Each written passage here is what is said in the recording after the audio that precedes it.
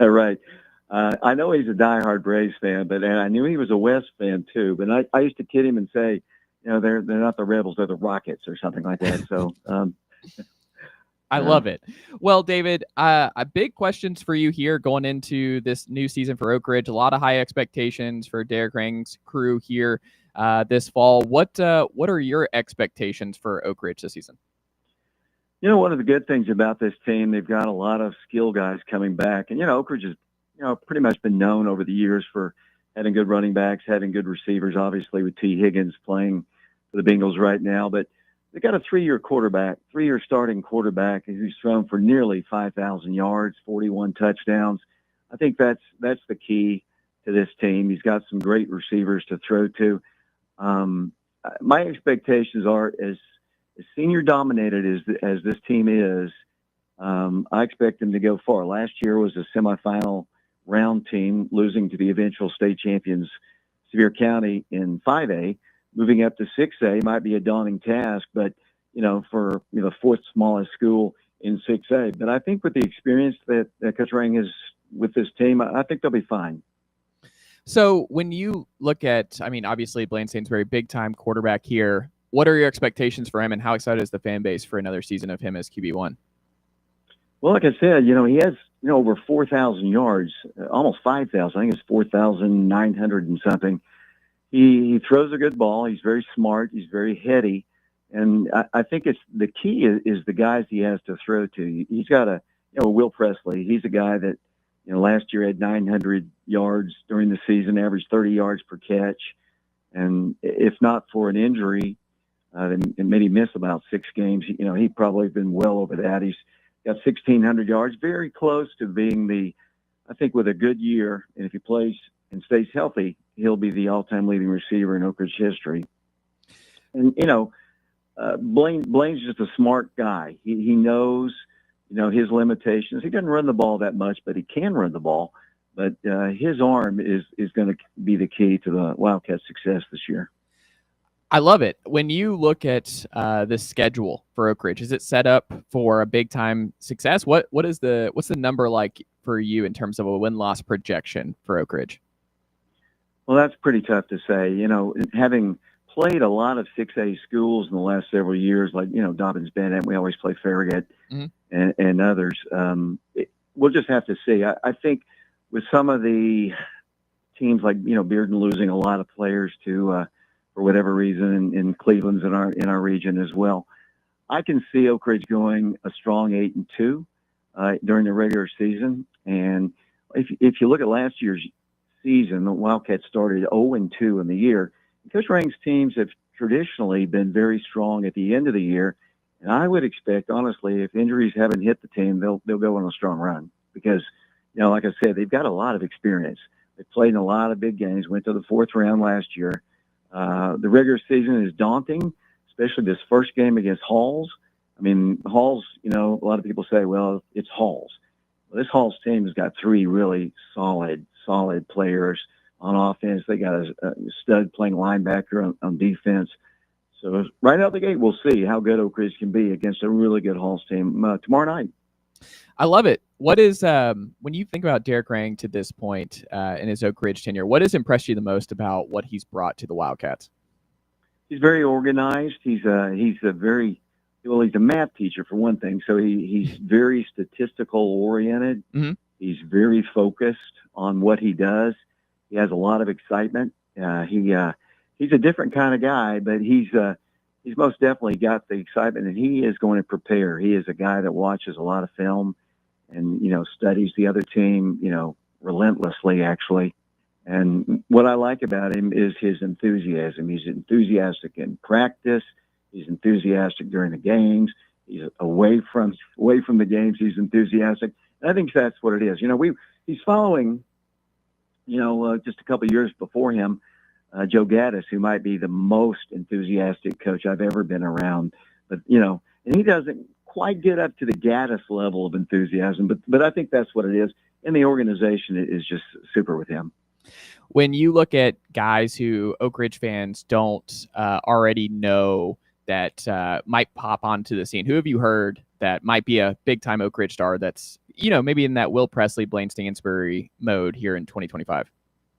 Last year we had a sophomore running back, Demillion Porter, who just kind of came out of nowhere as a running back, 1,200 yards, almost 1,300 yards, 25 all-purpose touchdowns, including some returns for kicks.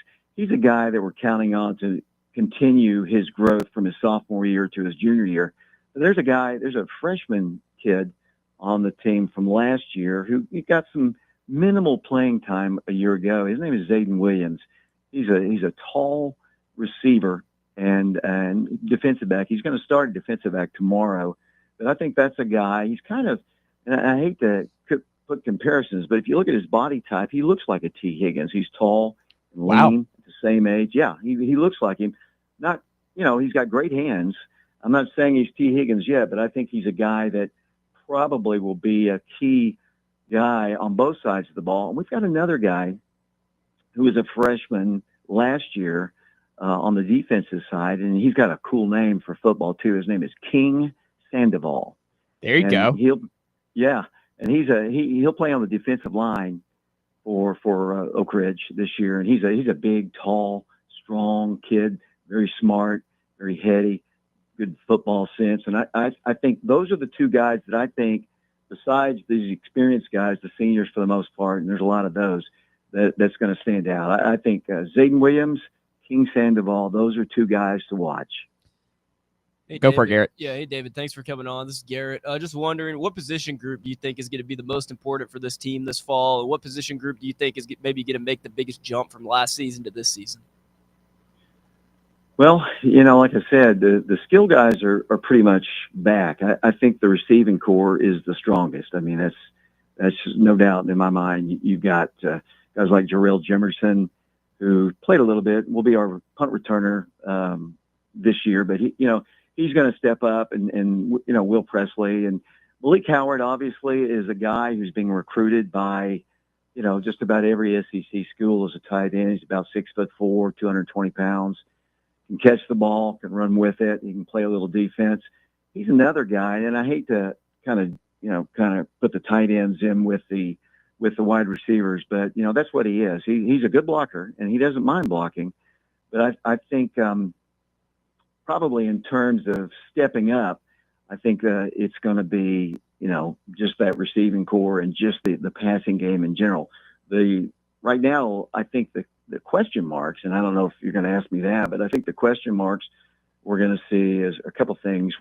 Oak Ridge lost several good offensive linemen off of last year's state semifinal round team, and there's two returning starters with 3 years experience, but on one side of the ball. The other side of the ball, very inexperienced, no real meaningful snaps in ball games. That'll be a question. And the secondary lost some to graduation. So it's right now it's I'd say that the offense, the skill guys, we're going to score a lot of points, but we'll just have to see how the defense goes. With the game against Halls this week, the game will be decided in your estimation based on what for Oak Ridge? Scoring a lot of points. Scoring more. I mean, I think with Letgo and the other two receivers they've got, they're gonna put some points on the board. They're gonna put some points on the board, and it's going to be up to Oak Ridge to do the same. I mean, and as I said, we've got a 1,600-yard receiver coming back. Got a big tight end that's recruited, like 4-star guy. Got a quarterback that's got 5,000 yards. They've got the ability to score a lot of points. The defense, we'll just have to see. In the scrimmages against Fulton and Cookeville, Fulton, I think, had less than 20 yards in the entire scrimmage. And of course, scrimmages are just big practices, but they held Cookeville down pretty well too. So we'll just see. I mean, but I think the key is, early on, especially while the offensive linemen get ready, I think it's going to be, they're going to have to outscore their opponents by, because we might have some shootouts. And I think that's what we're going to have tomorrow night. I love it. Well, before we get out of here, David Clary, our guest here, Oak Ridge play-by-play football, basketball, baseball, over there at Prep Radio, doing a great job on the YouTube channel and everywhere else, covering the Oak Ridge Wildcats. And this is presented by SM Athletics. All of your custom athletic apparel can be provided there over at SM Athletics. Give them a call today. 865-966-3434 is the way to get involved there. David, you're a Falcons guy. I'm a Falcons guy. I'm an Atlanta native. Are you in? Rise up. Rise up, man. They don't do it anymore. The rise up has disappeared from the vernacular of the Atlanta Falcons. But are you pretty optimistic going into year 2 with Michael Penix and company? Are we all in on the Falcons this fall, David? You know, I've been all in since before you were born, to be honest with you. And I've been waiting and waiting. I actually went to the Super Bowl that we were up 28-3 over the Patriots, and you know. I am all in. I think Bijan's going to have a great year. London's going to make a lot of catches. Penix is going to do it, and finally they're going to target Kyle Pitts, I think, a little bit more. I think the question with the Falcons, obviously, the last several years has been their defense and just the inability to pressure the quarterback. And I think they've tried to, and it doesn't matter who the coaches have been with the Falcons. It doesn't matter. They've been so honestly terrible at rushing the quarterback, and I think that's going to be a key. But I think they've addressed that. But they say that every year. But I am optimistic. I think, and I'm gonna if they've taken it out of the vernacular, I'm going to go back with it. So let's rise up, Falcon fans. We're going to do it.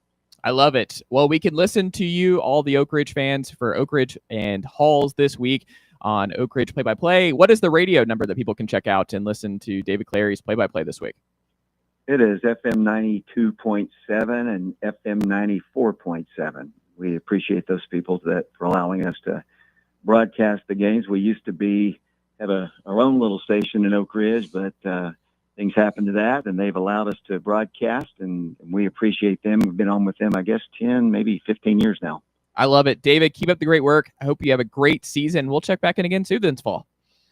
Sounds good. I love talking about high school sports and Falcon football and the Atlanta Braves. I love it. You're speaking my language. You're welcome anytime, David Clary, Oak Ridge play-by-play man. Have a good rest of your afternoon. Good luck this week, and we'll talk to you soon.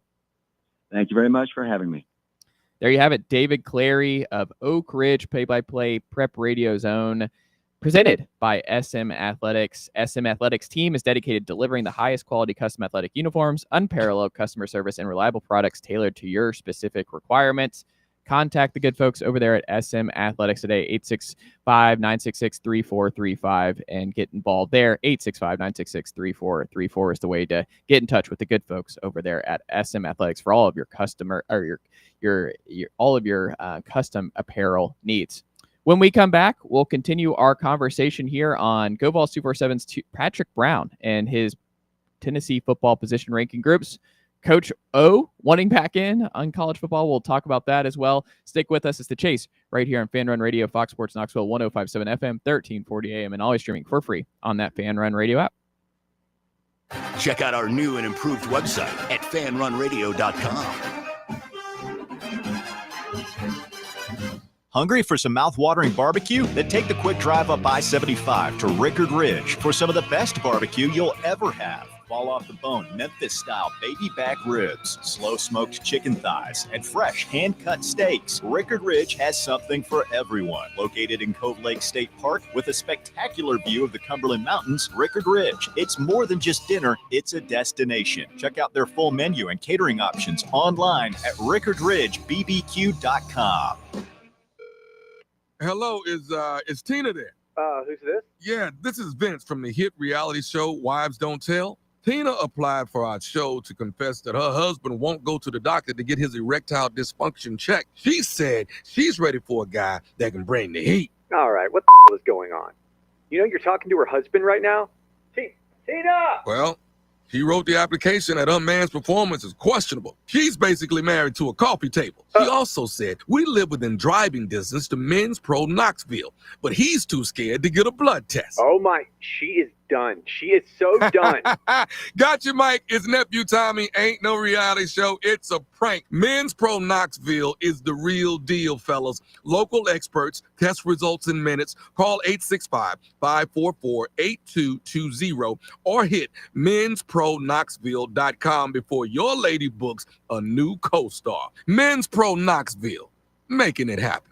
Hey Knoxville! Surfside iced tea and vodka, made with real brewed tea, is only 100 calories, 2 grams of sugar, with no bubbles and no troubles. That's right, zero carbonation, so it's easy to sip and enjoy. Headed to a game day or party at a friend's house? Bring an iced tea or lemonade variety pack from Surfside, or try their green tea and new raspberry tea vodka. Find the can with the sunset stripes this season. Surfside iced tea and vodka, sold at bars, restaurants, and stores near you. Surfside iced tea and vodka, sunshine in a can. Must be 21 or older. Enjoy responsibly. In a world filled with deadlines and screens, sometimes we forget the simple joys of life, days filled with special moments. At Inward Half, we understand the essence of these moments.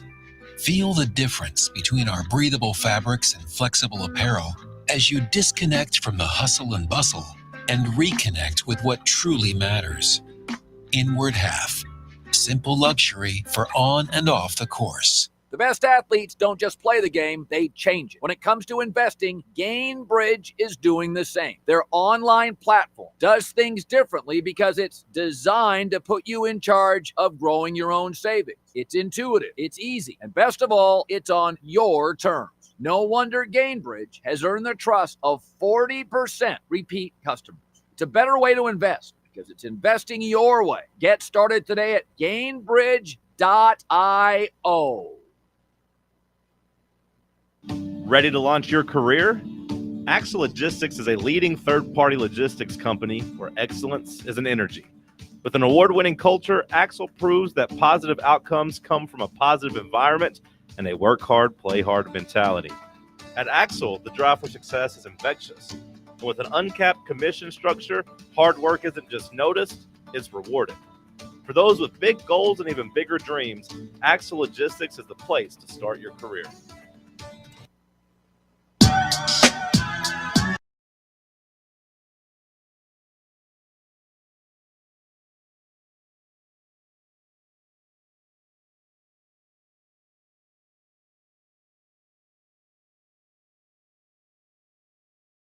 It's a chase right here on Fan Run Radio, Fox Sports Knoxville, 105.7 FM, 1340 AM, and always streaming for free on that Fan Run Radio app. Thank you again to Prep Radio, Oak Ridge football play-by-play man David Clary, jumping on here, presented by SM Athletics. Go check out smathletics.com for all your custom apparel needs over there today. smathletics.com. 865-966-3434 is the way to get involved there.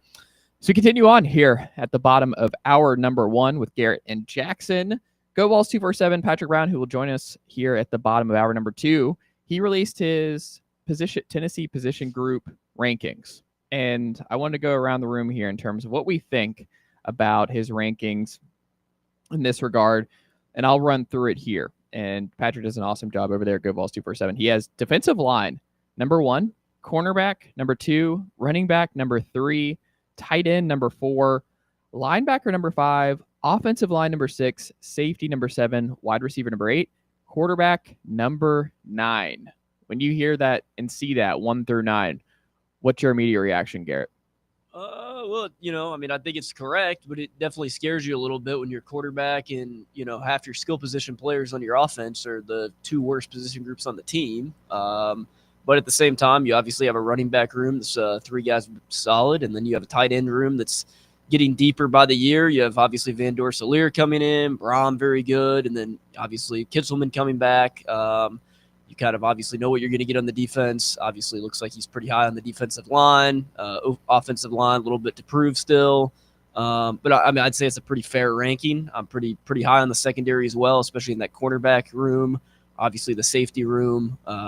Some uncertainties, a few questions looming as we go into the season. But overall, I think he nailed it down pretty good. I will say, I think tight end's too low, and we'll dive into that. Tight end number 4 is, corner is good, obviously, with Dramad. That changes things a little bit, especially with what we're hearing on Colton Hood and everything out of here. But a running back, I would definitely take the tight end right now over the running back room, at least in 2025. I'm still high on both. I think they're still top end groups on both sides. But you can make the case tight end, depending on what these true freshmen do. But all the buzz has been Jack Van Dorselaer and Deshaun Brame ahead of schedule as true freshmen. Ethan Davis, big year 3 opportunity. Miles Kitselman, NFL type tight end. I think you could make the case in 2025 that the tight end room should actually be number 1, because I think this is going to be a gigantic position of strength for Tennessee. And if you were to tell me in the year where we're like, man, what an embarrassment of riches Tennessee had this season at tight end with Kitselman, Davis, Brame, and Van Dorselaer, I would not be the least bit surprised. I think they have so many options at that spot that they're going to be able to run 12 personnel a whole heck of a lot. But I think there's more high upside talent in this room than defensive line this year. And I also think it's just deeper in 2025. Like, I think, like we've talked about, I think this is kind of a transition year for this defensive line. Still really good, but I don't think it's the number 1 group on this team this year. If it's Dominic Bailey, Bryson Easton, Jackson Moy, and Joshua Josephs a lot, I mean, there's a reason they were left off the SEC preseason coaches, all their teams, their first, second, and third teams. These guys did not come up. Miles Kitselman came up. Jermod McCoy came up. Arian Carter came up. I don't think they are the number 1 group this year. I think they'll be number 1 in 26 and 27. I don't think it's this year. I would put tight end at number 1. Yeah, no, I mean, obviously there's, you go around the league in the SEC, there's, a handful of tight end ones in the room of teams that are good. I'm pretty high on Oscar Delp over at Georgia. I like his game a lot. I think his game could translate to the NFL.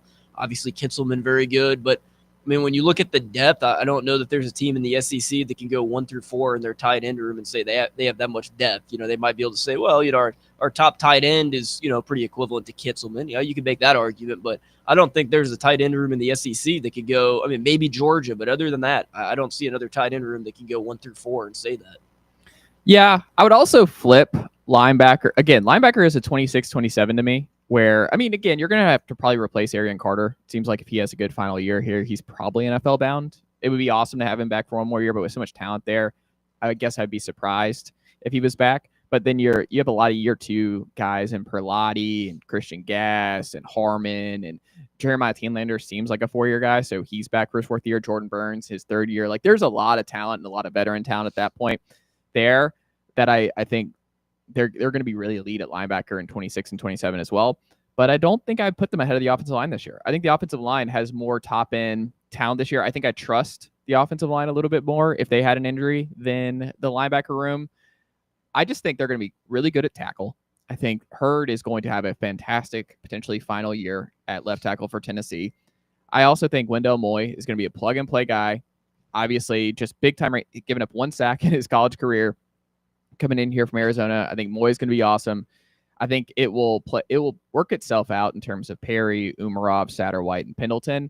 And if that, I think Glenn Ellerby actually deserves a little bit more benefit of the doubt. And I think there's more top-end talent with this offensive line. And I feel really good about where this offensive line is this year. I think I'm going offensive line over, I mean, obviously over safety, but over linebacker. And you could even sell me on maybe over the running backs this year, because I do think the running backs get thin in a hurry if Bishop can't stay healthy. Like, that's my one thing where he has not stayed healthy for 2 years, and everyone's just penciling it. He's easy to root for, Karn's kid, all that's great. He's got to prove it that he can stay healthy. If he can stay healthy, he's good. But Peyton Lewis, big opportunity for him this year. But I don't know. I think that's more of an unknown to me and more of a depth question than the position room of offensive line, where I just think they're going to be fine figuring it out who their best 5 is. Yeah, I mean, I think it's just, basically with the point you're alluding to is this is just a deeper room. There's more guys that you can go out there and put. I think a lot of the question mark of the offensive line has been, well, who's going to be center for, week 1 against Syracuse? Well, I mean, no matter what the option is that you come to do, who's going to be a tackle, guard, center, what you're going to do, that those guys on the offensive line are going to be able to be good enough. It's not like you're sitting here saying, well, yeah, our offensive line's not good enough to hang in the trenches against these teams. Like, that's not going to be the case. This is still going to be a good offensive line. Yes, there's some, guys that have transferred in that we haven't seen play in a Tennessee jersey yet. Am I concerned about their productivity here? Absolutely not. Yeah, Jackson, what about you? When you look at all these these positional room rankings, where do you stand on this? I actually have to take a completely different stance than you. I'm really high on the linebackers this year. Okay. I don't disagree that they'll be really elite next year, but I think they may end up being our best position group on the defense this year. Wow. I've heard really good things about not just Jeremiah Thielander and AC, but the guys who will rotate with them.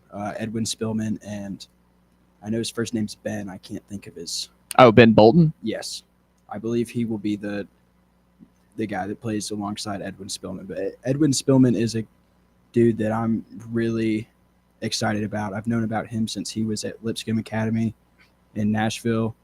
I knew he was coming to Tennessee when his brother committed the year before, and I'm really excited to see him on the field. I love it. Yeah, I mean, I could absolutely see it. I think Edwin Spillman is like that dark horse of like, if they're going to get in that elite category, Spillman's got to take the leap. And I think and if you can rotate heavy with those three and he can stay healthy, and you have Spillman, Thielander, and Carter just rotating amongst three, because part of what is really good about William Inge and how he develops guys is he cross-trains both linebacker positions for them. So they can sub. It's not like Spillman has to be in for a certain backer and vice versa. It's like you have to know how to play both positions, because Tennessee runs a 4-2-5 primarily. So it's like you're going to have to know both. It's not going to be one position. They're going to rotate. So you can rotate Edwin Spillman in for Thielander area. Like it's one of those deals where he can do both. So I agree with you that if Spillman is the one that stays healthy and takes that leap, then I think this linebacker room could be really, really good this season. And I guess for me, I'm really high on what it's going to be next year and the year after. But I see your point. I will say I will be surprised if cornerback is not the position of strength for Tennessee on this defense this year. I will be surprised especially when Jermod gets back, if you have a healthy foursome of Jermod, Ricky, McMurray, and Colton Hood there, man, that's one of the best four-man cornerback rotations in the SEC and maybe all of college football. Like that four is strong, it's older, and it's a lockdown. Like I feel really good about those corners. So I guess for me, it'd be a huge upset if the corners are surpassed by anybody in this defense. Yeah, I think that Leo position is going to be a fun one too. Like, does Herring kind of make a step this year? Which it'll be interesting. He's got to. Yeah, see if he can do that. But yeah, that cornerback room, like you said, I mean, it's very deep. I've been high on Colton Hood since he transferred in here at the end of spring. I think he's going to play a lot of meaningful snaps, especially in the second half of the season when he gets his feet under him. In the SEC. But I mean, obviously, a lot of good stuff coming out of camp about what he's done. And I mean, when you go back and look at what he did at Colorado, I mean, he was basically going to be Travis Hunter's replacement this year. And I mean, the guy's just a baller. So I'm really excited to see what he can do in the corner position. Switching gears here a little bit. Coach O, once back in. We know Jimbo Fisher once back in. John Gruden once in the college game. Coach O has won a national title. He obviously was the head man for one of the most dangerous, most ridiculous rosters we've ever seen in college football with 2019 LSU. It obviously didn't end well for Coach O in Baton Rouge, but I do kind of wonder where the best fit for him is. And if we're doing like a power rankings of guys I would give another shot to, I think I would definitely take Orgeron over Jimbo. I don't know where y'all are at. I think he shown he can hire well. I'm not sure Jimbo is in that same status. Like I think Orgeron could find some elite offensive and defensive coordinators and make it all work. And we know he's a great recruiter. We know he'd build in the trenches. I don't know. I just don't know where the right fit is, because Arkansas, I think a lot of people would throw out, but usually coaching searches don't do the same thing all over again, where I think Sam Pittman to Coach O would be kind of one and the same in terms of another defensive line, offensive line guy. And I don't know. That would be a surprise to me if they went that route. But I don't know where the obvious one in the SEC, if he was going to get another SEC job, what makes the most sense? What stands out to you? Because the only one I could think of is if Jeff Lebby and Mississippi State go 0-8 in SEC play again, and Lebby actually starts 0-16 in his first 2 years. I mean, that's a quick leash, 2 years, but that's tough to sell to donors and boosters and everywhere else, where you're like, yeah, 0-16 now, but the wins are coming. And you're like, I mean, I don't know about that. Like, I think it's hard to come back from 0-16 in your first 2 years in the SEC. Coach O there could make some sense to me potentially, but I don't know. Who jumps out to you guys in terms of what makes the most sense for Coach O in 26? Well, Arkansas, I feel like is Rhett Lashley's job at some point. I mean, it just seems like he's going to go back there. Is that a better job than SMU, though? I don't know that it's a better job, but I feel like if you're a coach and you're going to get an SEC coaching job, you're going to take it. I just feel like that's how it is. The Kentucky job, obviously, Stoops he's too much money for the buyout to let go of him right now. I think when they do let go of him, that's John Summerall's job. I think pretty much everyone's penciled that in, which then leads me to another interesting point. The Tulane job is open, which is in Louisiana. He's a Louisiana guy. Would he possibly take the Tulane job? I think that's a possibility. Another job that I think that would be interesting for him would be if Oklahoma has another bad season, could he go there and work with Arbuckle, who's the OC at Oklahoma? I think that would be an interesting job. I think kind of all of those make the most sense to me. I wouldn't go to Kentucky, though. Kentucky just seems like they got a lot more going on than the head coach right now, is why their football team is not up to the standard of what they'd like to be at right now. Arkansas, like I said, I think Lashley. I think Tulane would honestly be my pick if I picked one right now. I just think that being a Louisiana guy, if he wants to get back into coaching when Summerall leaves, that would be the most logical sense. Interesting. What about you, Jackson? Yeah, Garrett took a lot of my choices, but one he didn't mention that I could potentially see is if Florida has another bad conference outing this year and not DJ Lagway, but Billy Napier. Billy Napier finally gets thrown out. I could definitely see Florida picking up the phone to give Coach O a call, or John Gruden. I mean, one of those two guys I think would be the next head coach at Florida. If things don't get turned around at Florida State, do you call Coach O? Here's my thing with it is, can you jump straight back into a Power 4 coaching job if you've been out of coaching? Because I look at someone like Dan Mullen, who was out of coaching, obviously was a phenomenal coach at Mississippi State, was a pretty solid coach at Florida, and then obviously had the situation, basically leaves the program, and then kind of steps out of coaching, does broadcasting, and now he heads to UNLV. He's probably not going to be at UNLV for the rest of his career. I would assume he gets another P4 coaching job at some point. You don't see that very often. Either a team hires within or a team goes out and gets another coach. They go out and get someone's OCDC. Like, it just seems like it would be very rare to go out and get someone that is not currently coaching and put them in a Power 4 coaching job immediately, especially in the SEC, because there's just too much of a wild card with it, in my opinion. I like it. I think the dark horse one I would hire just because of how they went about Will Wade at NC State. They're already second fiddle to basketball.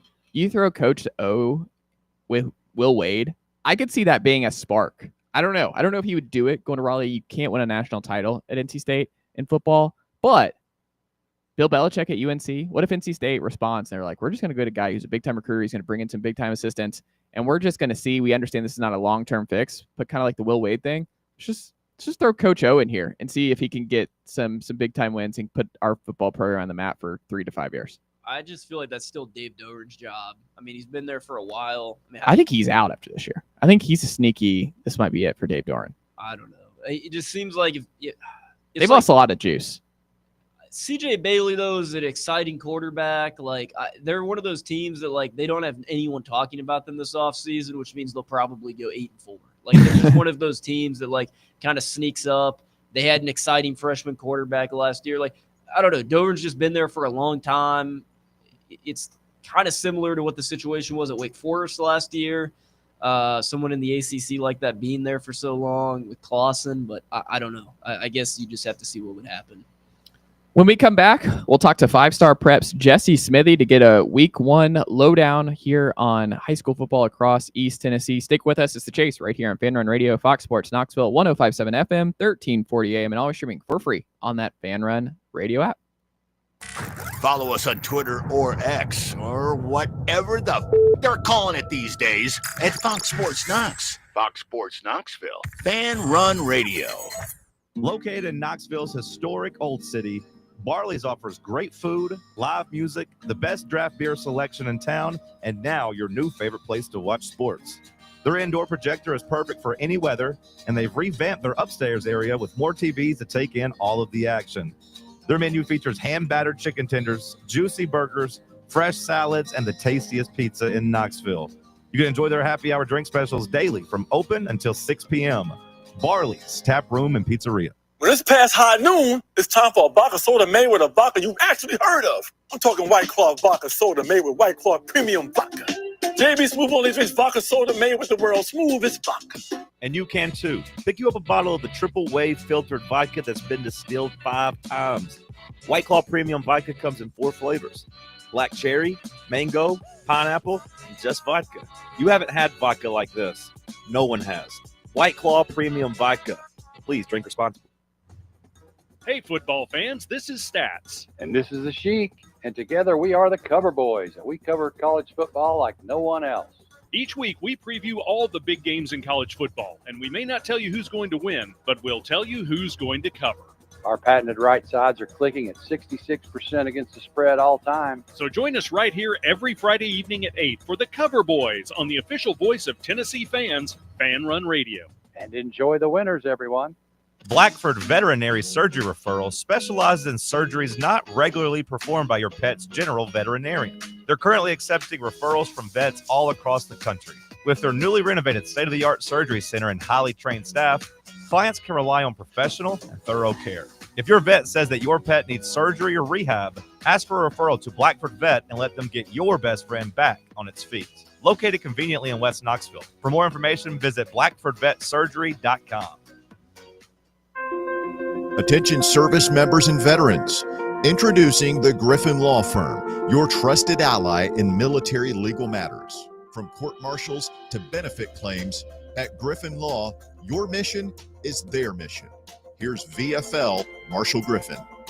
As a veteran and retired military attorney, I've successfully defended lifelong benefits and helped preserve professional futures. So I know that when you hire a military justice lawyer, you maximize your chance to get relief. With my unique experience, I can advocate for you because there's no military matter that's too big or too small. Let us help you make these critical decisions that could affect the rest of your life. Remain silent. Request counsel. Call Griffin Law. For a free consultation, call 888-707-4282. That's 888-707-4282. Or just visit griffinlawdefense.com.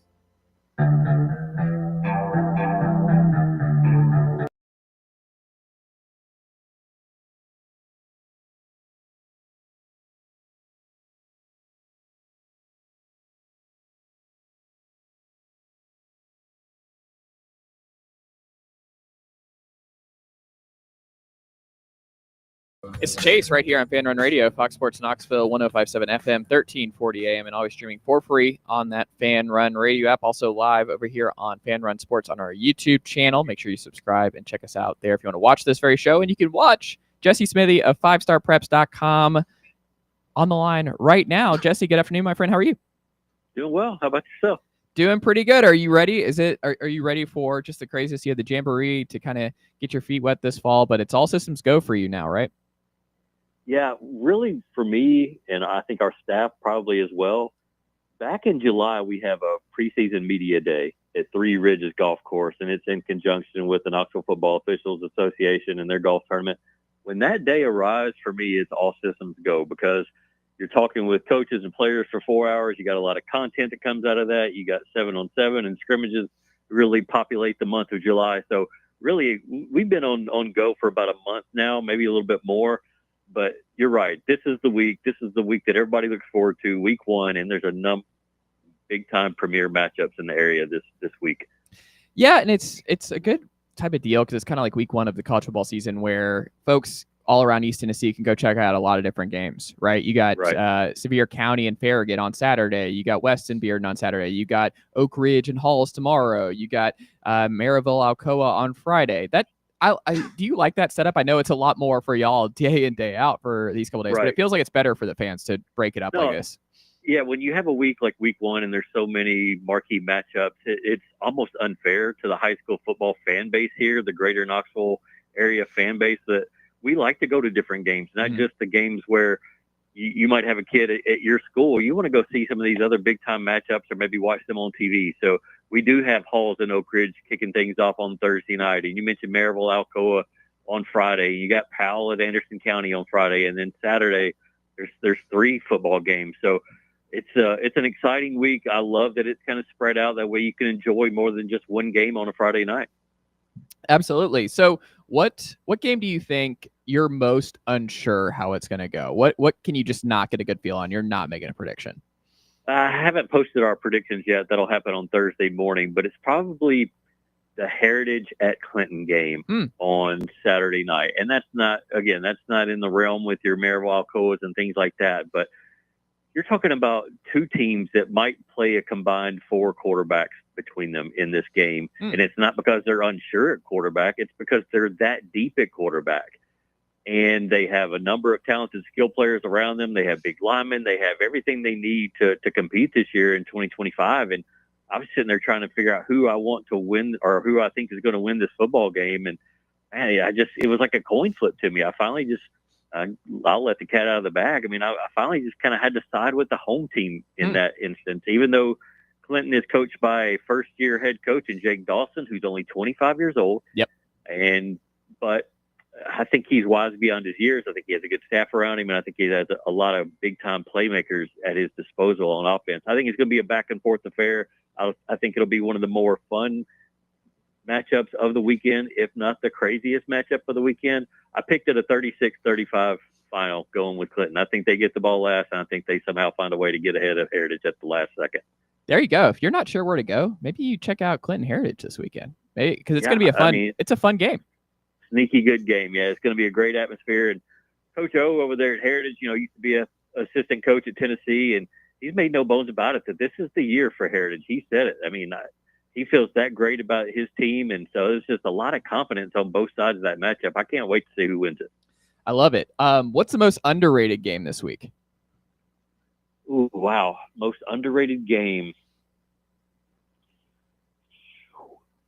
I haven't really thought about that, Chase. I've put so much of my attention on these big games that I hadn't really thought about the most underrated game. I would say Friday. One of the games that's going to have my attention. I'll put it in that way. One of the games that's going to have my attention Friday is CAK versus Concord Christian. And CAK had a freshman quarterback last year who really started to impress people in the area. His name's Seton Moffitt, and he's a two-sport star at CAK, plays baseball as well. Great athlete. He's going into his sophomore year, and I think he's going to have a big, big year for CAK.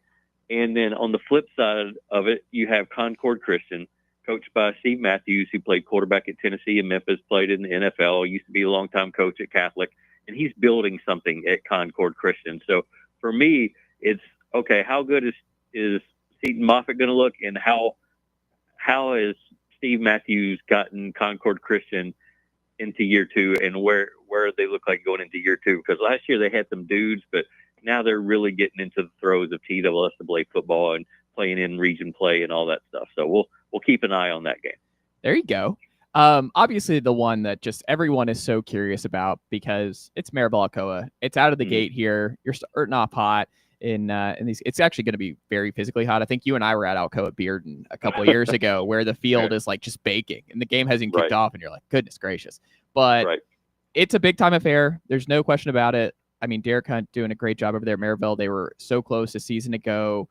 A lot of expectations for them this year. And then Alcoa, I mean, the first game moving up. They play Maryville anyway, but the expectations, we're going to see if Alcoa can just keep it going, moving up a classification. But I mean, where do you stand right now in Maryville Alcoa out of the gate?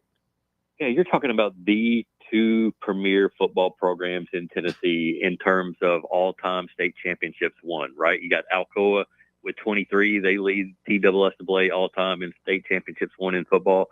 Maryville is second with 17. So 40 combined state championships between these 2 programs that are just, a handful of minutes apart. That's just, you don't see that very often. And that's what makes this rivalry so special, and what's made it so special over the last 25 years is as they're ripping off championship after championship after championship and 15-0 seasons and 14-1 seasons, the legacy of this Battle of Pistol Creek is what they call it. It just continues to grow and becomes a rivalry that transcends the area. And people in Nashville and Memphis and Jackson and Kingsport, they want to know who wins this game. Not just because of it doesn't really mean anything in determining a state champion, but it's just those are the 2 brand names in high school football in Tennessee. And it's just it's a treat for us to have that in week 1. We're used to having it over the last handful of years or so in the latter weeks of October. But traditionally, this was a week 1 or a week 2 matchup. At least when I started covering high school football in the mid 2000s, it was always right there coming out of the gates of the season, and it provided such a sense of urgency out of both programs to be at peak form in week 1. And I feel like Maryville is probably better prepared to be in peak form for week 1 this year because they have a 3-year starter coming back at quarterback in Will Jones, a 2027 kid who's 6'2", 190. His dad was a college quarterback. His older brother is a college quarterback. He's going to be a college quarterback. You got Brody Smith at tackle, a number of playmakers who are emerging around out there on the periphery. And so Maryville made it to the state semifinals a year ago in 6A. They bring back a lot of components from that team. On the flip side, you got Alcoa, who will be starting a new quarterback in this game. And that's a huge task for anybody to try to tackle. I like it. In terms of this game here that I'm really curious, that, I mean, obviously 4-star Aiden Anderson is suiting up for the Green Devils this fall out of Greenville. Eddie Spradlin obviously doing a fantastic job over there. Is there a chance that Morristown West, Greenville could get dicey, get spicy, I guess I should say, on Friday night? It can be. Morristown West typically has a ton of size on the line. That's just traditionally what they have.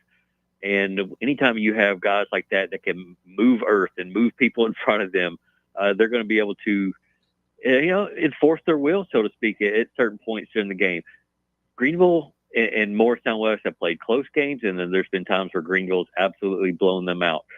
So Greenville's going into this game without Carson Quillen, their all-everything running back who was a Mr. Football finalist a year ago. He actually signed to play baseball with Vanderbilt just a couple of months ago. So an all-everything type of athlete, and they're going to be trying to replace him at running back. They got 2 or 3 guys that will be trotting out there.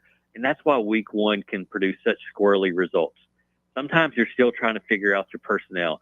Sometimes a guy might look great in practice, but he doesn't play great when the real lights come on. So things can happen in week 1. Typically, my prediction percentage is just terrible in week 1, even though I think I always have it figured out. There's just injury, sloppy play, personnel decisions that you have to be made, and the full playbook's not open, right? But Greenville does have their quarterback back. I think that helps them win this football game. He's a dual threat guy. Caden Ball probably runs around a 4.5 in the 40, super fast. And you mentioned Aiden Anderson from Greenville. He's going to help out at wide receiver and corner. So I think just tail of the tape wise, Greenville will probably take that one. Sevier County, do they run it back? Man, it's hard not to make them the favorite, especially when you look at what Cooper Newman, their star quarterback, did as a sophomore, leading them to a 15-0 season. I think 45 touchdowns, only 1 interception in 15 games. I mean, that's unheard of. Like, completing over 70% of his passes, and the special talent probably has the chance to be one of the best quarterbacks I've ever covered, if not the best quarterback I've ever covered. Wow. And you have Division I talents around him, and depth at running back, and guys on the line, and a superb defense. So they have everything they need, once again, to make a run of it in 5A or another state championship. But defending state championships is difficult. There's always going to be obstacles in the way, and people gunning for you. You're now everybody's Super Bowl, and that's the old adage, right? But it's certainly applicable to every game that Sevier County plays this year. Everybody's going to be giving Sevier County its best, and that starts on Friday or Saturday night at Carson Newman against Farragut. When it comes to player that nobody knows here in Knox County, on the high school football fans all across this area, who will they know soon enough this fall? I need more people to put respect on the name of Brody Rogers. Okay. From Halls High School. You're going to see him on TV Thursday night. And you should know about him right now, but still Halls hasn't lifted its program into the same ranks as your Alcoas and Maryvilles, where everybody kind of knows their top players. Brody Rogers, 6'1", 6'2", 190 pounds, had 1,000 yards receiving last year, and as a safety, he had 10 interceptions. And I'm not talking about quarterback airmailed his wide receiver by 10 yards and it just landed in Brody Rogers' hands. I'm talking about him playing against programs like West High School, making one-handed snags over wide receivers that are talented. This dude is a player, and you need to go watch him play or see him play on TV on Thursday night. I love it. I'll get you out of here on this, Jesse. New coach this cycle that is most set up to thrive in year 1 at his new program is who? just most set up to thrive at his new program. And the name that pops up is Greg Vandegrift. And he won multiple state championships down in Georgia. And everybody in the country knows how good high school football is in the state of Georgia. If you win 3 to 4 state championships in Georgia, you're an absolute boss of a coach. And Greg Vandegrift is that. Now he comes to East Tennessee to take over a Lakeway football program that hasn't been great and is still trying to find its identity and find its way in the TSSAA world. Greg Vandegrift's name immediately gives that program a shot in the arm. And then, due to some circumstances at other schools, many transfers have found their way to Lakeway Christian Academy.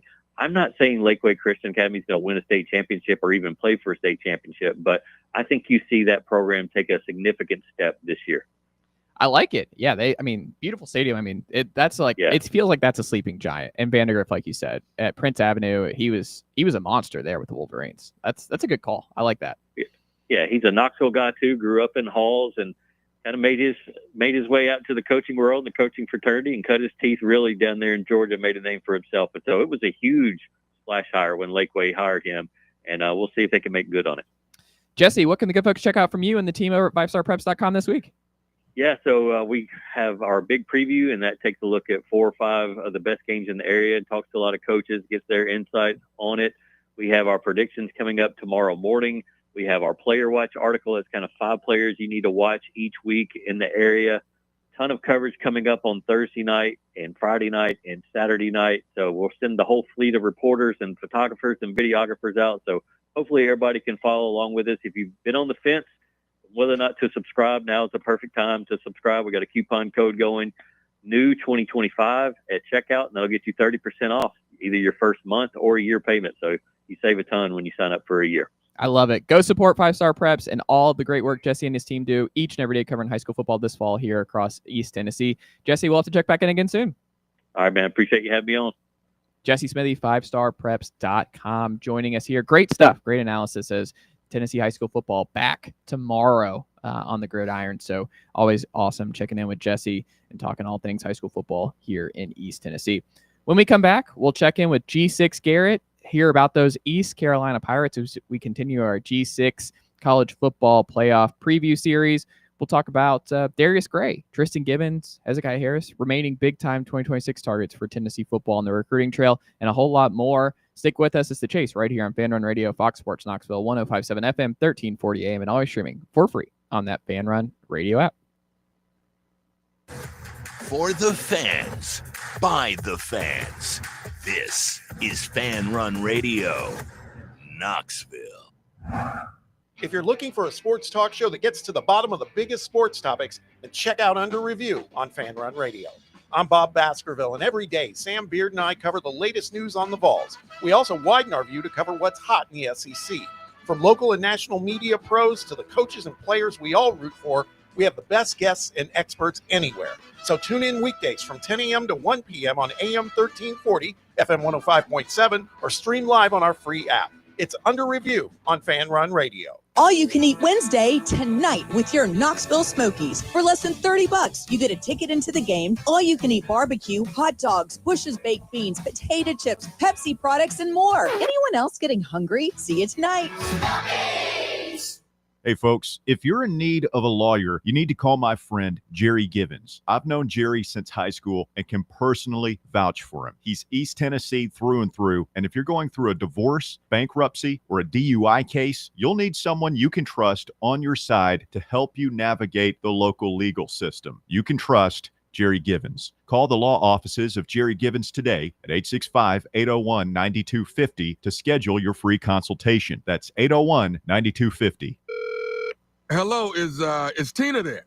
Who's this? Yeah, this is Vince from the hit reality show Wives Don't Tell. Tina applied for our show to confess that her husband won't go to the doctor to get his erectile dysfunction checked. She said she's ready for a guy that can bring the heat. All right, what the hell is going on? You know you're talking to her husband right now? Tina! Well, she wrote the application that her man's performance is questionable. She's basically married to a coffee table. She also said, we live within driving distance to Men's Pro Knoxville, but he's too scared to get a blood test. Oh my, she is done. She is so done. Gotcha, Mike. It's nephew Tommy. Ain't no reality show. It's a prank. Men's Pro Knoxville is the real deal, fellas. Local experts, test results in minutes. Call 865-544-8220 or hit menspronknoxville.com before your lady books a new co-star. Men's Pro Knoxville, making it happen. Friday Night Lights are back, and that means so is the SM Athletics Friday Night Scoreboard Show. Join me, Tim Hill, a.k.a. Vols 1085, and my crew every Friday night starting at 9:30 p.m. Live action, live calls, and all of the biggest talking points in East Tennessee high school football. It's the Friday Night Scoreboard Show presented by SM Athletics right here on Fan Run Radio, 1340 a.m., the free Fan Run app, and streaming live on YouTube on Fan Run TV. In a world filled with deadlines and screens, sometimes we forget the simple joys of life, days filled with special moments. At Inward Half, we understand the essence of these moments. Feel the difference between our breathable fabrics and flexible apparel as you disconnect from the hustle and bustle and reconnect with what truly matters. Inward Half, simple luxury for on and off the course.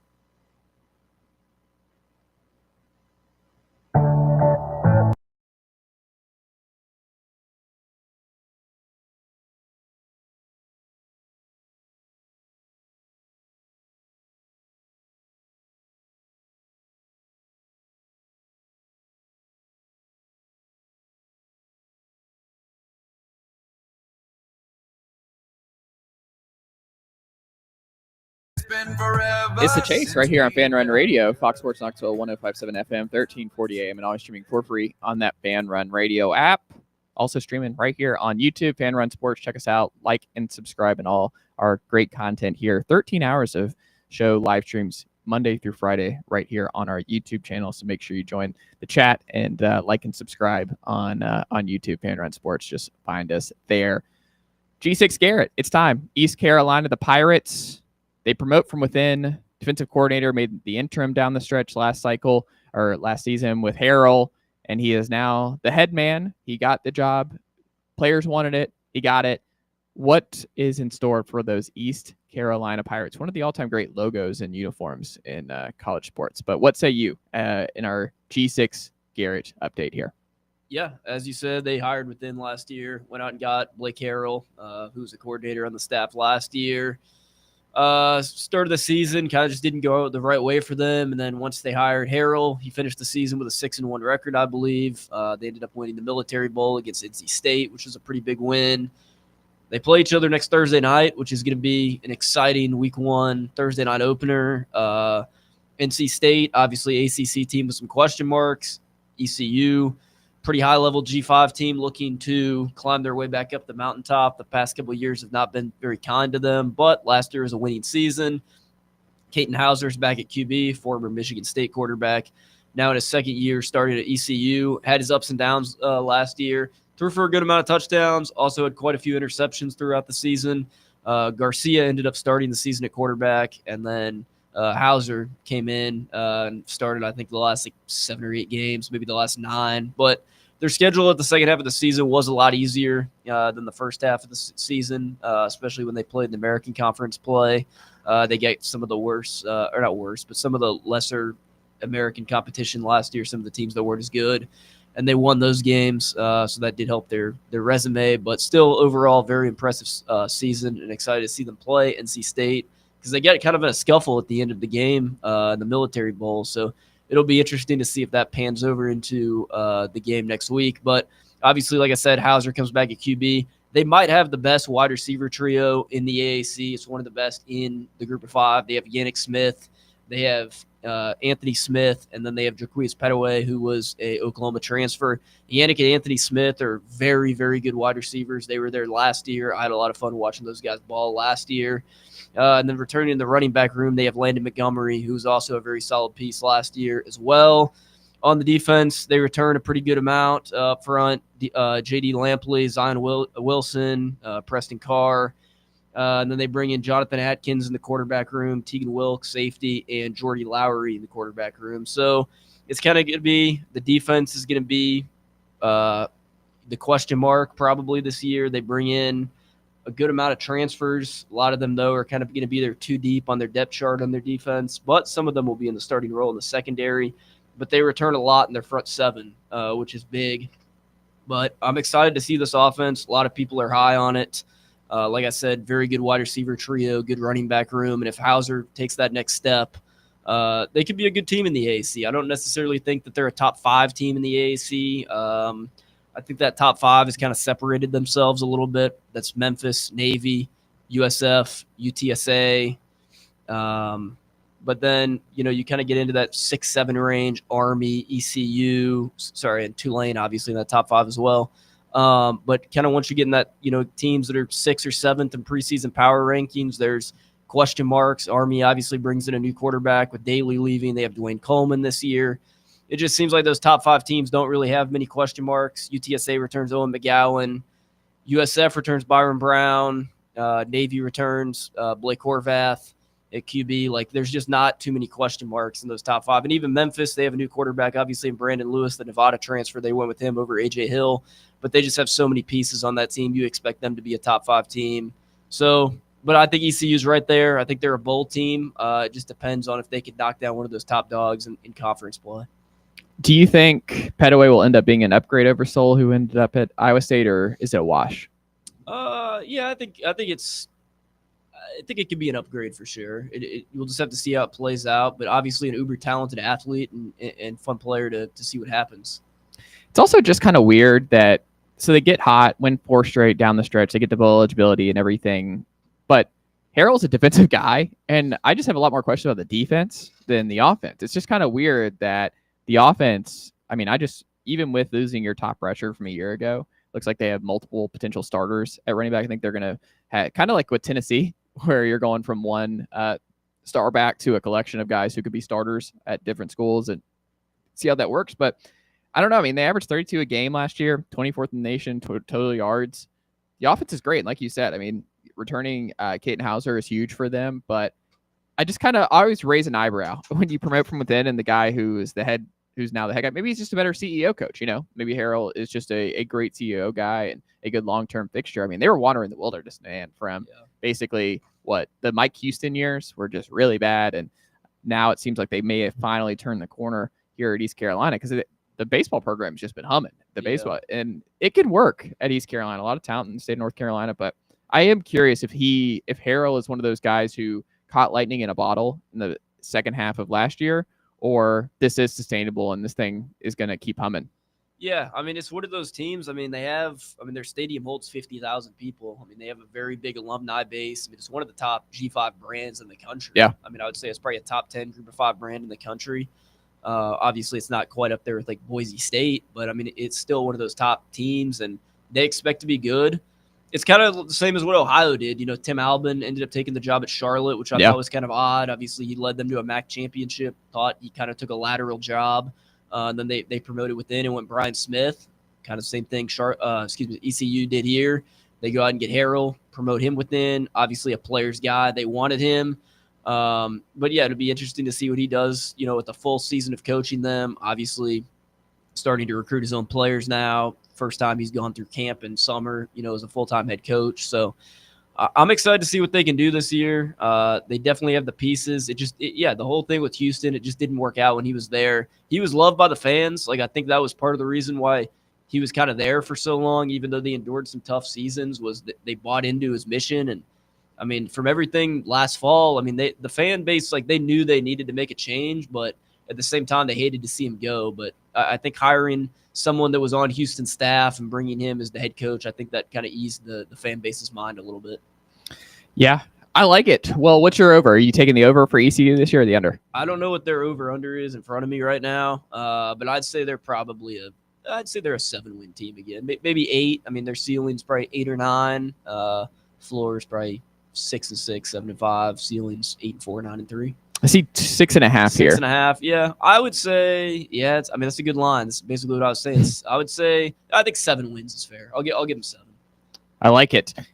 As we change gears here real quick, Malik Murphy, as a bunch of quarterback battles are being named. CJ Carr, QB1 now at Notre Dame, beats out Kenny Minchie over there in South Bend. But Malik Murphy was pretty good for Duke last season. Obviously, team. Yeah, really good team. And then they were like, yeah, we're good. We're going to just go out and get Darian Mensah from Tulane. So he has to find a new job.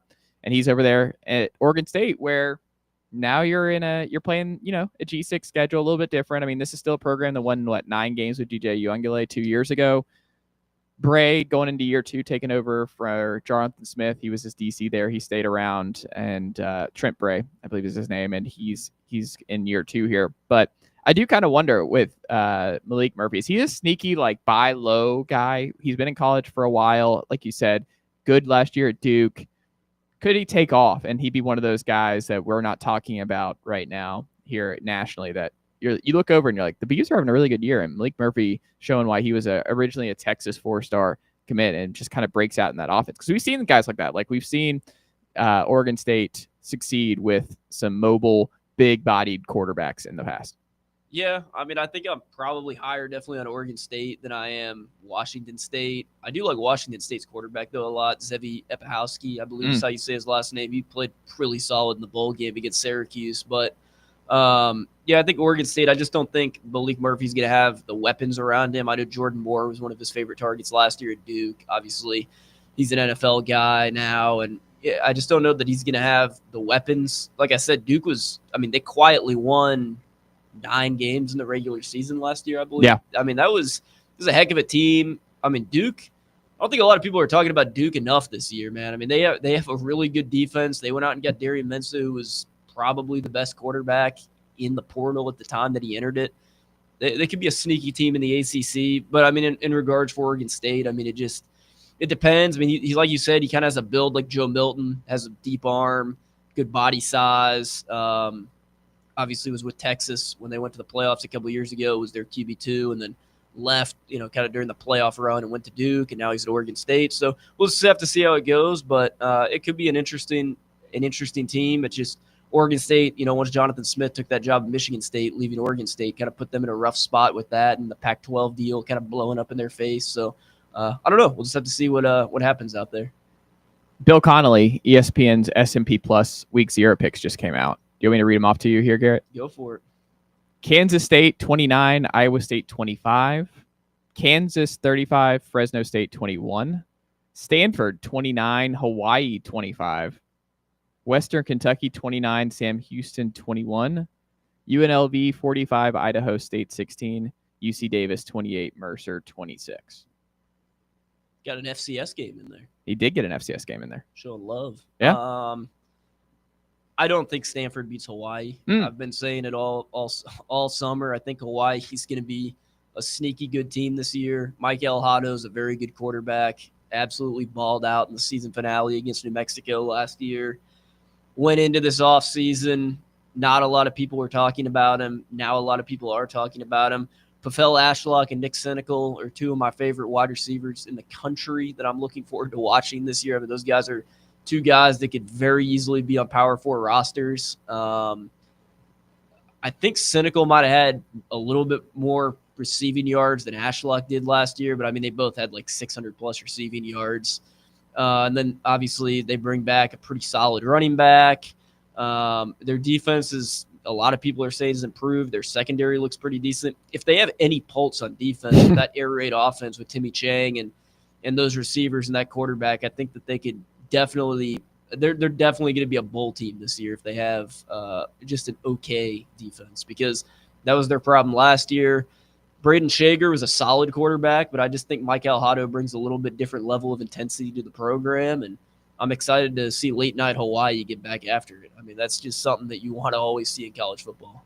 But that game's not late. That's what annoys me. This game's what, 7? No, this game's at 7:30. But yeah, they got a lot of games later in the season to kick off at midnight. So give me a midnight kick though. I don't know why this game is on at 7:30. Well, I think they're trying to get, unless it's the hardcore sickos like me, they don't get too many people to watch Hawaii football at midnight. That's your best. It's like Maction and like playing those games in the middle of the week. Unless you're on the West Coast, like people aren't staying up to watch that. I mean, you and I are staying up. I've watched many a Hawaii, Boise State late night games. I'm excited about that Western Kentucky Sam Houston game too. Maverick McLevore. Yeah. QB in the air raid offense was at Abilene Christian last year. They brought their OC over too, right? Brought their OC over, had 3,800 passing yards, 30 touchdowns. He threw for 500 yards against Texas Tech last year in week 1 when they went into overtime and lost 50-49. Like, the dude is a baller. He's got some guys to throw to. Western Kentucky's going to put up a lot of points this year. I think it's going to be between them and Liberty and the CUSA, but Western Kentucky, that's going to be a fun game to watch. Make sure you watch that on Saturday, week 0. Shout out to Tennessee offensive coordinator legend Tyson Helton. Yeah, the Helton family runs strong in college football. You got the other one down at Georgia Southern. Yeah, Clay Helton. Yeah, Clay Helton was at USC, obviously. They got super nice guy. Yeah, they got a big family coaching tree going in the football world with the Helton family. There you go. Final thing, we'll get out. We'll go to break after this. Jackson, how many games does Josh Heupel have to win? I was thinking about this week in terms of like these preseason coaching award watch lists. How many games do you think he has to win USA Today's Coach of the Year, SEC Coach of the Year? That's a really good question. I'd say he 11 or 12. 11 or 12. I mean, really I think he's going to have some narrative buzz on his side, especially if Aguilar works. Are you just talking about this year specifically? Just this year. Then I'd say 10. Could be maybe scratching the surface of getting some buzz, but I don't know. I mean, if they go 9-3 and barely miss out on the playoffs, but Georgia and Kirby go 12-0, I mean, I can see them giving it to Kirby over Josh. I don't know. I think Kirby, there's a lot of fatigue there, maybe with Gunner and that. Like Sark, even if he does what he's supposed to do, it feels like there's not a lot of narrative buzz. I think if Garrett gets to 10, I think Heupel gets SEC Coach of the Year. If he gets to double-digit wins and back to the CFP with all the turnover, with all the question marks on offense, I think he's a shoo-in. 9-3, though, with a fun offense, could be interesting. Where if Joey Aguilar balls out and they just miss the playoff at 9-3, I do kind of wonder if that's still enough. I think he's a sneaky, great buy low dark horse for SEC Coach of the Year from USA Today. If they get to 10, I think it's very much a possibility because you're doing more with less roster than what those other teams are doing. Sarkisian's roster, obviously, is better on paper than Tennessee's roster. Kirby Smart's roster, especially in the trenches, is obviously more proven than Tennessee's roster in the trenches. Alabama's roster is better than Tennessee's roster on paper. If you can go out there and you can beat a Georgia or an Alabama this year and only lose 2 games, Florida and Georgia, one road game, and then maybe you take care of Alabama on the road and have a signature win. I think if you do that, there's a real possibility that could happen. Another name I could see possibly doing it, and a lot of people are going to hate me for saying this as Tennessee fans, but if Eli Drinkwitz wins 9 or 10 games this year, I think you have to maybe think about doing it at some point. The guy, whether you like him or not, is quietly one of the best coaches in America right now. And I know that you're pretty high on what Mizzou could do this year with their schedule as well, like I am. I just think that what he's done has gone underappreciated over these past 3 years. How many games did we say the other day they'd won in the past 2 seasons? It was like 21 or something like that. Yes, because I went going 11 2 years ago, and I think they got to 10 last year. Yeah, and it just seems like, they quietly won the Cotton Bowl over Ohio State. I don't know. He just seems like a coach that I know he's kind of a goober, and a lot of people don't like, the stuff that he says, off the field and stuff. But I mean, football-wise, the guy can coach football, and that's what the award goes to. So if they can win 9 or 10 games this year, and he wins 30 games in 3 seasons, I think that's pretty darn impressive for Mizzou football. I just got to play devil's advocate here because I hate Drinkwitz, but who is their marquee win this year? Just in general, in his career, I mean, is it really Tennessee in 23 was pretty big, crushing. They did that. I mean, they beat Ohio State in the Cotton Bowl, and that was Ohio State's third stringer. I mean, I think when they came on the map, they pushed Georgia and Athens in 23 too. Yeah, I mean, they took them deep in that game. Yeah, so I would probably say it wasn't even a win. I mean, they blew Texas A&M out of the stadium last year, earlier in the season when Texas A&M had all that hype. I mean, it was not even. Or excuse me, no, Texas A&M blew that. Or I think Texas A&M blew Mizzou out. Yeah, okay. So, yeah. Did they get shut out by Alabama last year? Mizzou? Yeah, or they only scored 7. Alabama. They went to overtime against Vandy. I remember that. Yeah, I thought they played Alabama relatively tough last season. No, They got crushed, 34-0. Yeah, there's not a whole lot about his game or his coaching game that really impresses me. They wrote an easy schedule 2 years ago. That year they beat Tennessee. Couldn't do it again with that relatively easy schedule last year. When we come back, we'll talk to GoVols247's Patrick Brown to wrap up here on a Wednesday. Stick with us. It's The Chase right here on Fan Run Radio, Fox Sports Knoxville, 105.7 FM, 1340 AM, and always streaming for free on that Fan Run Radio app. Congratulations. You found sports radio that doesn't suck. This is Fan Run Radio, Knoxville. Barley's has live music on weekends, general team trivia on Wednesday nights at 8 p.m., and now live sports trivia courtesy of the Knoxville Trivia Guys every Thursday night upstairs. The game starts at 7 p.m. and is free to play for everyone, so head on down to the Old City and show off your sports knowledge and win gift cards to Barley's. Use those gift cards to buy some delicious food and drinks, and you can take it all in with their wide selection of TVs and indoor projectors. Barley's Tap Room and Pizzeria. Hey Knoxville! Surfside iced tea and vodka, made with real brewed tea, is only 100 calories, 2 grams of sugar, with no bubbles and no troubles. That's right, 0 carbonation, so it's easy to sip and enjoy. Headed to a game day or party at a friend's house? Bring an iced tea or lemonade variety pack from Surfside, or try their green tea and new raspberry tea vodka. Find the can with the sunset stripes this season. Surfside iced tea and vodka, sold at bars, restaurants, and stores near you. Surfside iced tea and vodka. Enjoy responsibly. Yeah! Ever since I started betting with the VIP Play app.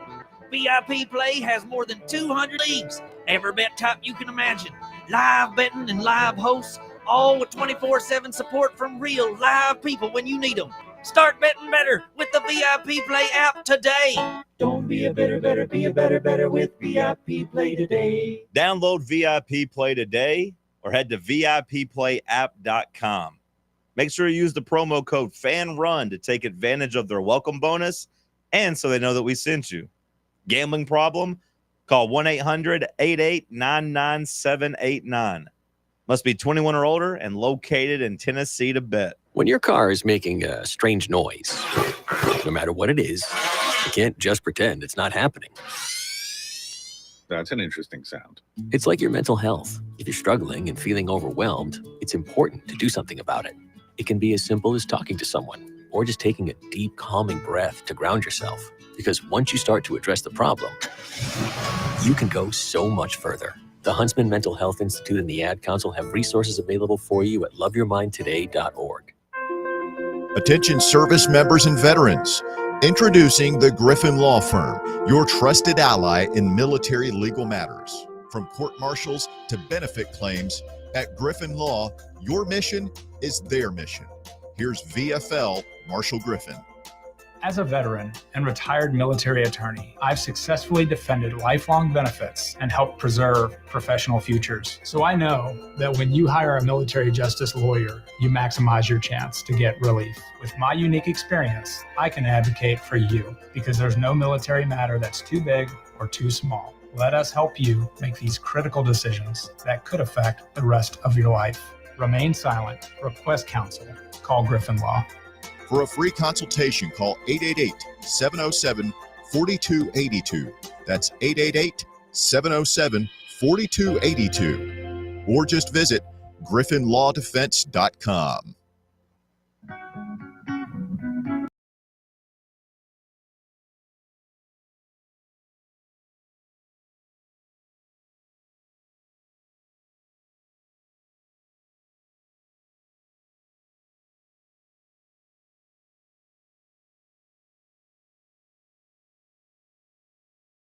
It's The Chase right here on Fan Run Radio, Fox Sports Knoxville, 105.7 FM, 1340 AM, and always streaming for free on that Fan Run Radio app. On the line right now, old friend, GoVols247's own Patrick Brown. Patrick, good afternoon, my friend. How are you? Doing well, Chase. Just got back from campus, talking to some Tennessee players after practice. It's 10 days out, right? It needs to hurry up. It's almost here. I mean, who'd you hear from today? Joey Aguilar. Who else were y'all able to speak with this afternoon? Talked to Ethan Davis and then Arion Carter and Bryson Easton as well. So our final media availability and interviews until game week. I love it. What was the most interesting thing Joey Aguilar told you guys today? Probably that he almost was going to become a firefighter at one point.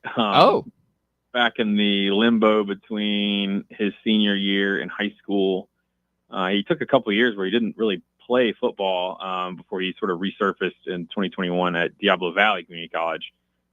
He went to a junior college. I think it was City College of San Francisco, one of those.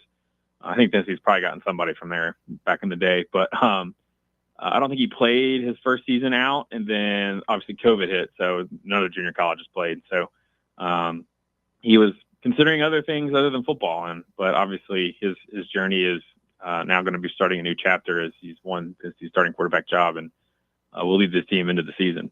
Have you talked yourself into the Joey Aguilar season this fall?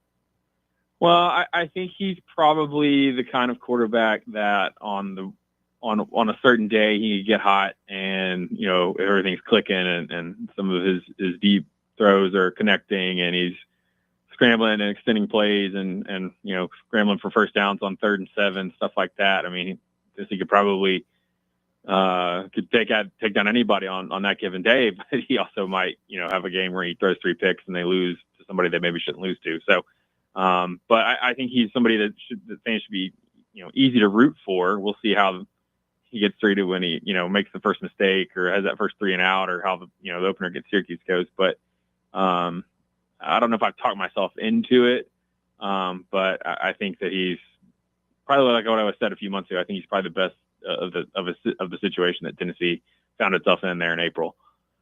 I love it. When you did your position rankings here, I was surprised, Patrick Brown. You do a great job over there at GoVols247.com. Defensive line, traditionally, I would agree, number one. I would even probably go in 26, 27. Would not surprise me if they're number one. I don't think it's number one this year. How would you make the case with, I mean, kind of the questions here? No first and second rounders, I think, on the defensive line this year. You look at the SEC all preseason coaches list here. No defensive lineman for Tennessee make the cut. It's going to be a little bit, to me, it looks like a bridge year with a lot of B+, A- guys with Don Bailey, Joshua Josephs, Bryson Eason, Jackson Moy. Good leaders, but not necessarily NFL big-time guys, and just future big-time NFL guys. And I think that next wave is coming in 26 and 27. I think they're kind of sneaky thin, especially post David Hobbs injury. I think this is the thinnest, especially in the interior, Rodney Garner has had on Rocky Top through 4 years, right? I think there's some validity to that.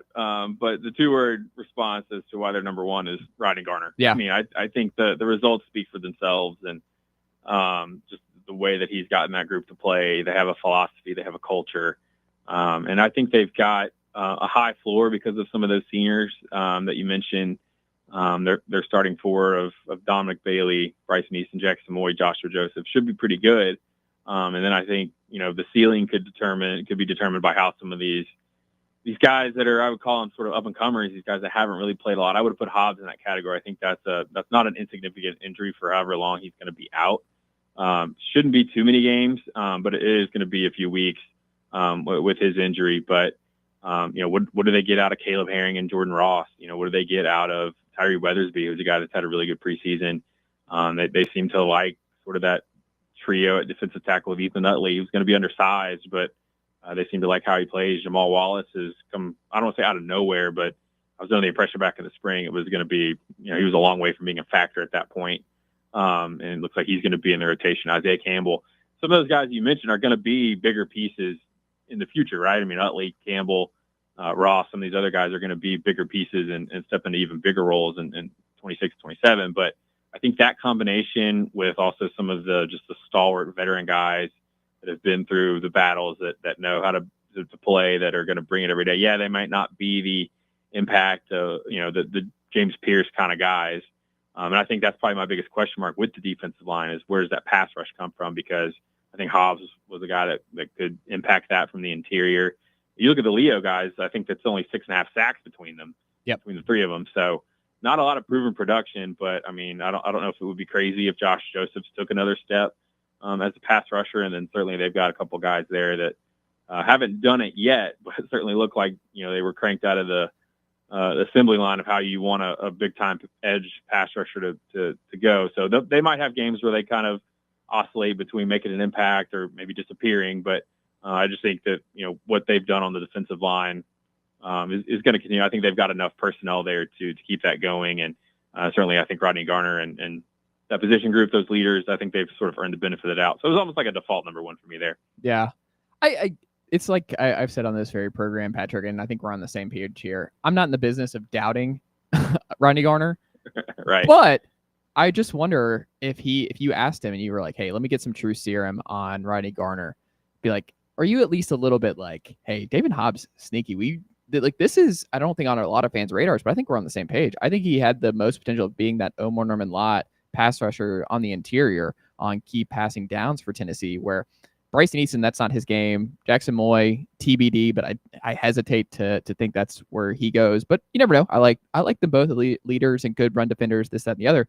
But I don't know. I think you need David Hobbs back in a hurry. And I don't know if Nathan Robinson, who looks the part, certainly is someone you can count on there. And like you said, Jamal Wallace and Josh Dell, big jump up from FCS. But I don't know. I think Tennessee, I'm very curious how Rodney and Coach Chop too, they balance making sure the Rosses, the Herrings, the Marion Dyes, the Tyree Weathersbys, the Isaiah Campbells, Ethan Utleys, those guys all factor into the rotation because those guys are all supremely talented guys, but you also have these leaders, veterans. But I don't know. I wonder if you agree. They're not going to be able, like last year, Banks was able to just send four and he was not a heavy blitzing team like what we saw the first couple of years on Rocky Top. I think it's going to have to be more of a blend. You're not getting home with those four, that starting four consistently, I think, across the SEC. So I am very curious how they change the Rabbits package, who's in, who's not, and how much pressure they send this season. Because I don't know if you're on the same page. They're going to have to be a much heavier blitzing team than they have been last year, right? I think that's possible. And I'm interested, like you, to see who is in that package. I think certainly Joshua Josephs will be in it. Certainly Dominic Bailey will be in it. He's been talked up pretty good this offseason as well. I think Hobbs had a chance to be that guy. I mean, he was one of the first couple of days of practice. You walk out there and you're like, who's this guy wearing 5? I mean, he looks like, he looked the part of a guy that was about to take the next step. And certainly, I remember watching his high school film. It was freak show stuff, some of the stuff he was doing at his size, playing offense, being a Wildcat quarterback. They were throwing jump balls to him as a tight end. I mean, it was pretty crazy stuff. And it was interesting when we talked to Rodney Garner during preseason camp. He was like, I wonder what this guy would have been like had he not had 2 lost off seasons with shoulder surgeries his freshman year and then this year. He's a guy, he's compared David Hobbs to Richard Seymour before, so that's pretty lofty praise. Wow. But that is, who are they going to have? Who's they going to be that defensive tackle that is sort of in that Norman Lott role? That is going to be a question mark, and he probably had a chance to be that guy. I think Jackson Moy is maybe twitchy enough to maybe do that. But certainly even then, if he's the guy and you've got another Leo in there, what are you going to get from Caleb Herring and Jordan Ross? I think Ross is taking a good step, certainly from the spring when Chop was like, he's got to grow up. I still view him as a freshman, not the most endearing of reviews. And it sounds like, to Jordan, in Jordan Ross's own words, he's taking it more seriously now. But he's still a young player that hasn't played more than just a handful of defensive snaps. Caleb Herring is another guy that they really liked internally. You just haven't seen him do it. He hasn't played a ton. So what do they get from those guys? Can they get those things to click? And I do think, to your point, if the pass rush is sort of a question mark, that is a way that Tim Banks and the staff is going to have to get around it. They're going to have to be a little bit more aggressive. But, I think they've got maybe some of the cover guys on the back end, at least at corner. We'll see about star and safety. But they've got some guys at the corner spots that they should be able to trust more often than not to hold up in man coverage if that's what you've got to do on the other side of a blitz. We'll get you out of here on this, Patrick. Here's clairvoyant Patrick opportunity right now. At the end of the year, we circle back and you look at total snap counts on PFF. Does Ethan Davis or Deshaun Brame have more snaps for Tennessee this fall?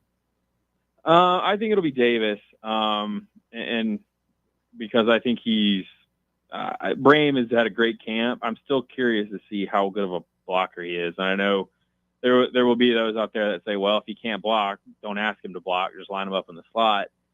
Yeah, I mean, that makes sense, but it's just kind of not really how Tennessee plays. I mean, they're tight ends. that's one of the advantages of having well-rounded guys like a Miles Kitselman who can block but is also athletic enough to get open and catch the football, is that it gives you that versatility where you can go fast. You don't have to sub. You don't have to play situational. Like, it may be great to, have Brame out there to start a drive, but then, he may have to make a key block on 3rd and 1, to extend a drive. And if he's physically or not where he needs to be, and if he's not mentally knowing, second nature what he's supposed to do, I mean, that's sort of the other side of that. So I think it'll be Davis if he stays healthy. And I would throw, I think Jack Van Dorselaer is probably maybe a little more well-rounded than Brame at this point. So I'll be interested to see how they handle that position, because both those guys, Van Dorselaer and Brame, have really shown, I think, in camp that they're at the point where they can contribute. I mean, Josh Heupel after the second scrimmage said that Brame was going to be a big part. So how will they rotate 4 tight ends into the game? I don't know. They might be playing a lot of 12 personnel, so it might not be that far-fetched. But I'd probably go Davis at this point if he stays healthy. But I think Brame and Van Dorselaer have done enough that they should. I think we'll see them pretty early on this season, and they really like what those two have done. And that's a tough position because you got to learn a lot. You got to physically be able to hold up, because you're going from blocking little high school dudes to 280-pound defensive ends and 230-pound SEC linebackers who are fast and aggressive. So it's a big jump, but both those guys have shown the ability to. With Brame, again, I think he's still sort of coming along as a blocker. So I think that maybe limits how much he plays, but certainly he's a guy that I think can make an impact. And I would say the same with Van Dorselaer as well. There you have it. GoVols247's own Patrick Brown. Great stuff, as always, my friend. Make sure you go subscribe and keep up with Patrick's great work on all things Tennessee football over there on GoVols247. Patrick, thank you, as always, my friend, and we'll check back in again soon. All right, appreciate it, Chase. Thanks for having me on. There you go. GoVols247's Patrick Brown. Always great insight from Patrick, so appreciate him jumping on the program. But, yeah, so what jam-packed show for you guys today. 3 interviews all across. We got we got David Clary on from Oak Ridge. We got Jesse Smithy from 5-Star Preps, Patrick Brown's from GoVols247. So appreciate all those guys for jumping on here this edition of The Chase. But The Chase has come to a close here on a Wednesday. Thank you to Jackson. Thank you to Garrett. Thank you to all of our wonderful guests jumping on here today. The Drive with Russell Smith and the Bear is up next here at 3. Chase is back tomorrow, Ethan Stone, Saturday Night South, here on The Chase at 1 p.m. Have a wonderful afternoon, East Tennessee.